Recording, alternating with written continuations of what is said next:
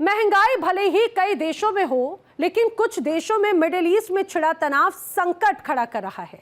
अब महायुद्ध ने अगर सबसे ज्यादा किसी देश को नुकसान पहुंचाया तो वो पाकिस्तान ही है। जी हां, वही कंगाल पाकिस्तान जो इन दिनों फिर से भीख मांगने को तैयार है। सरकार के पास तो पैसे बचे नहीं, अब मामला आम जनता के हाथों में है। सरकार ने महंगाई कम करने की बात कही थी, महंगाई बढ़ा दी, आम जनता पर सारा बोझ एक तरह से डाल दिया है, जिससे अब आम जनता आक्रोश में है, नाराज है, कराह रही है और वो बार बार उस दिन को कोस रही है कि आखिर वो पाकिस्तान का हिस्सा क्यों है, क्योंकि यहाँ के जो शहबाज शरीफ और आसिम मुनीर हैं उनसे तो उनको अब कोई राहत नजर नहीं आती।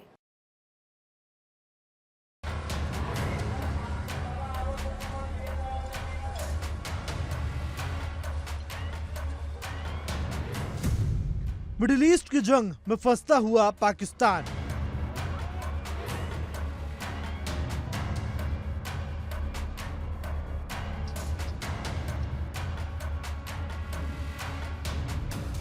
ईरान की चेतावनी से बढ़ी टेंशन।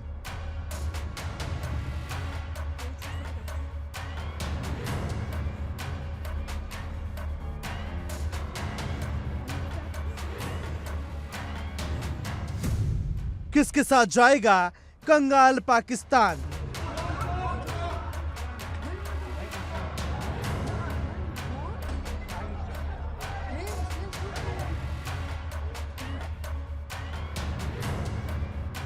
मिडिल ईस्ट में मिसाइलें दागी जा रही हैं। पहले से ही गरीबी और आर्थिक तंगी की मार झेल रहा पाकिस्तान बार बार कंगाली की लकीर में अटक जाता है। अब जंग भले ही मिडिल ईस्ट में हो रही हो, लेकिन सबसे ज्यादा असर पाकिस्तान में देखने को मिल रहा है।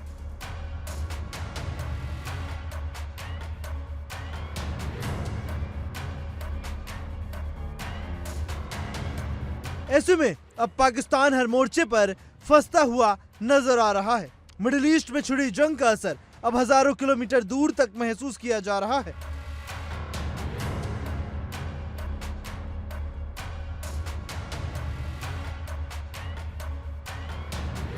अमेरिका, इजराइल और ईरान के बीच बढ़ते टकराव ने दुनिया की सबसे अहम तेल सप्लाई लाइन हॉर्मुज स्ट्रेट पर संकट खड़ा कर दिया है और अब मिडिल ईस्ट के आसपास हड़कंप मच गया। इसका सबसे ज्यादा असर पड़ोसी देश पाकिस्तान पर दिखा।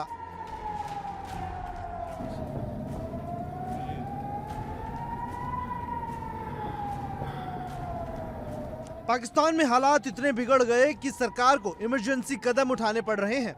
प्रधानमंत्री शहबाज शरीफ ने देश के नाम संबोधन में बड़े पैमाने पर कटौती का ऐलान किया, यानी फिर से पाकिस्तान अपनी गरीबी को छिपाने के लिए बिल में छिपता हुआ नजर आ रहा है।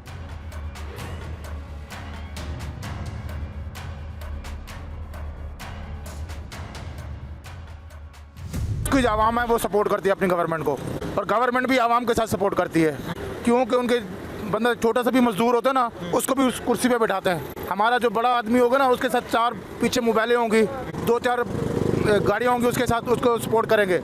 इंडिया में गरीब बंदे को भी सपोर्ट करते हैं। आपको पता है इंडिया के अंदर 80 करोड़ आवाम को फ्री का राशन मिलता है? बिल्कुल मिलता है। 80 करोड़ आवाम को मेडिसिन देख लो, फ्री है उनके पास।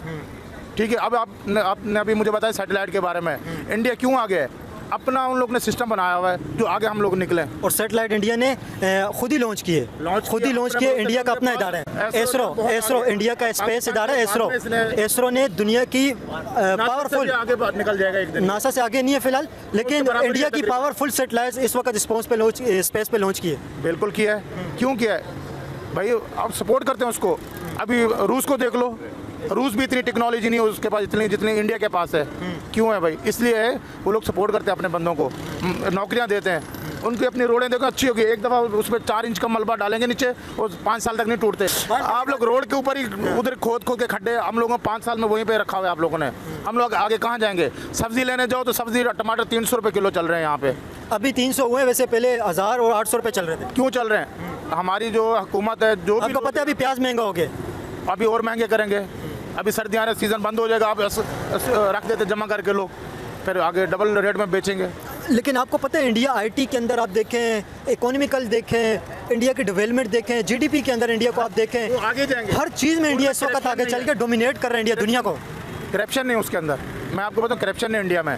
आपका करप्शन का जब सबसे पहले मेन मसला हल होगा ना, जब तक आप आगे नहीं निकल सकते। तरक्की इस तरह नहीं होती मुल्क के अंदर। करप्शन के अलावा कुछ तो ऐसी चीज़ होगी कि इंडिया आगे जा रहा है। इंडिया, उनका हर बंदा जो है ना, 99% जो है ना करप्शन नहीं है वहाँ पे।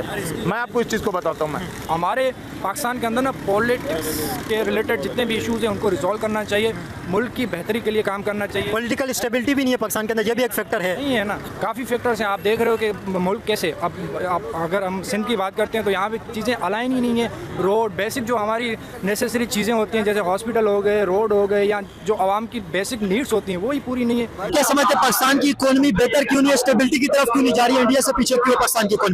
जी, पाकिस्तान की इकोनॉमी इस वक्त बदतरीन हालत में है, तो ये सरासर करप्शन की वजह से है और गलत पॉलिसी की वजह से है। इंडिया की इकोनॉमी पूरे एशिया में सबसे ज्यादा फास्टिंग इंडिया की जीडीपी ग्रोथ है, इसकी क्या वजह है? उसकी ग्रोथ की सबसे बड़ी वजह जो तमाम पब्लिक सेक्टर यानी गैस आप देख लें, बिजली देख लें, वो तमाम शोबे जो किसी भी इंडस्ट्री या प्रोडक्शन के मटेरियल को सस्ता बनाते हैं। आज बांग्लादेश भी हमसे आगे इसलिए कि वहाँ बिजली सस्ती भी है और मौजूद भी है, गैस सस्ता भी है और मौजूद भी है। हमारे यहाँ 16 घंटे की लोड शेडिंग है।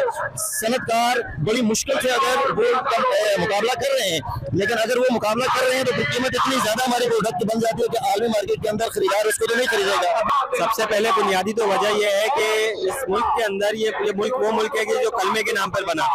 इस मुल्क के अंदर सूदी निजाम चल रहा है, तो फिर बेहतरी कैसे आ सकती है? बुनियादी तौर पे हमारा मसला सबसे बड़ा ये है कि हम कर्ज उतारने के लिए कर्ज लेते हैं और फिर कर्ज उतारने के लिए कर्ज लेते हैं। ये सबसे बड़ा इंटरेस्ट भी कर्जों से ही लेके कर्ज देते, इंटरेस्ट लेते। कर्ज की पीते थे मैं और ये कहते थे हाँ लड़ाएगी हमारी फाका मस्ती एक दिन। कर्जा उतारने के लिए कर्जा लेना जरूरी नहीं है, कर्जा उतारने के लिए खर्चे कम करना जरूरी है, एक्सपोर्ट बढ़ानी जरूरी है। पहले आप अपने एक्सपेंसेस कम करें, आप देखें अल्लाह तल्ला खत्म नहीं होते। हम कर्जा लेते कहाँ पे खर्च होते हैं? हमारे कर्जे जो है ब्यूरोक्रेसी के ऊपर खर्च होते हैं। बड़ी बड़ी गाड़ियां ली जाती हैं, बड़े बड़े महलात बनाए जाते हैं, ब्यूरोक्रेसी अपने खर्चे पूरी करती है, हुक्मरानों की तनख्वाहें बढ़ रही होती हैं और आवाम इसी तरह से रुल रही होती है। ये रोडों पे देख रहे हैं, लोग मर रहे होते हैं। आप ये बताइए, ये जो यूनिवर्सिटी रोड खुदा पड़ा हुआ है, इसका इतने अरसे से खुदा हुआ है, क्यों खुदा हुआ है? इसके पैसे कहाँ गए? जो 10 अरब रुपए में एक प्रोजेक्ट होता है, जब वो मुकम्मल होता है उसकी लागत 50 अरब रुपए हो जाती है। क्यों डिले करते हैं? डिले टैक्टिक्स होती है, कहते हैं चीजें बढ़ गई हैं, कीमतें बढ़ गई हैं, इसके पैसे बढ़ाए जाए तब हम काम करेंगे। ये बदनीयत लोग हैं और इन पे इत्मीनान करना बिल्कुल ऐसे ही है जैसे आप अपने पैर पे खुद कुल्हाड़ा मार रहे हैं। इतना ही नहीं, आर्थिक तंगी से जूझ रहा पाकिस्तान इस वक्त कूटनीतिक उलझनों के जाल में भी फंस रहा है। एक तरफ उसे सऊदी अरब की मदद करनी है, दूसरी तरफ ईरान से भी रिश्ते खराब नहीं करना चाहता। लेकिन मिडिल ईस्ट में बढ़ता तनाव पाकिस्तान के लिए मुसीबतों का पहाड़ बन रहा है।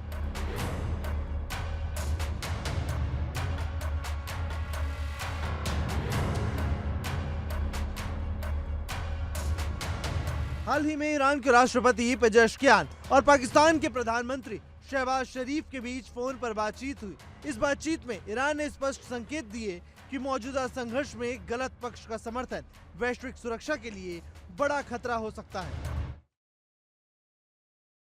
तो ये हाल है पाकिस्तान के सरकार और पाकिस्तान के सेना अध्यक्ष डींगे तो बड़ी बड़ी हाँकते हैं, खुद को सबसे बड़ा सबसे मजबूत बताने की कोशिश करते हैं, मुस्लिमों का रहनुमा बताने की कोशिश करते हैं, लेकिन असल में हालात ये हैं कि उनको दुनिया में कोई पूछ भी नहीं रहा कि कहीं ऐसा ना हो पाकिस्तान फिर कटोरा लेकर पहुंच जाए और एक बार फिर से उसके हालात वही होते हुए नजर आते हैं। वो आतंकिस्तान जो अपनी आम जनता को भूल जाता है लेकिन आतंकियों को लगातार गले लगाता है, इसीलिए तो उसे नापाक पाकिस्तान कहा जाता है।